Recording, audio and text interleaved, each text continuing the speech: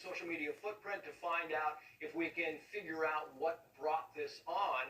And a lot of that was going on as well, because you read different articles and people, the New York Post, New York paper, and I was very early on this, on some of the reporting and some of the facts, and those facts have stood up.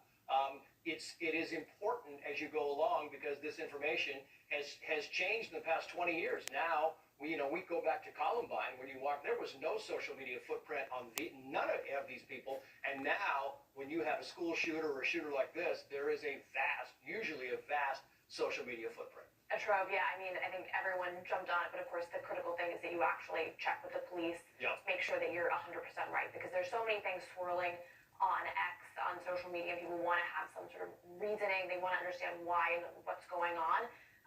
Unfortunately, the New York Post does have, obviously, very close sources in the NYPD, so making sure that we get the right information up. I want to play this soundbite because this is from a witness. This is soundbite one, Kevin. This is a witness. It is Hakeem Davis, and he was kind of talking about what he saw. 6:30 tonight this happened, and it's a very busy time in Midtown Manhattan. And very quickly, for those who are familiar with New York City but not exactly familiar for where 345 Park Avenue is, this is on 51st, between 51st and 52nd on Park Avenue, which, if you know the area, if you go a block this way and a block and maybe 30 feet left, you can see St. Patrick's Cathedral right there. And then you have Rockefeller Center, which is right here in the opposite side of Times Square. And then you move on to your left-hand side of the screen. If it kept going, that would be the Times Square area. So this shooting happened in the heart of Midtown Manhattan on a Monday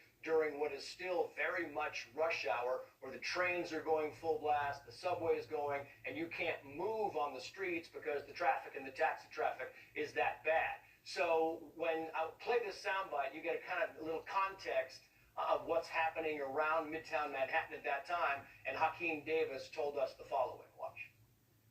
I saw personally a guy on the floor. He was laid out. I don't know what happened to him. I don't know if he got shot.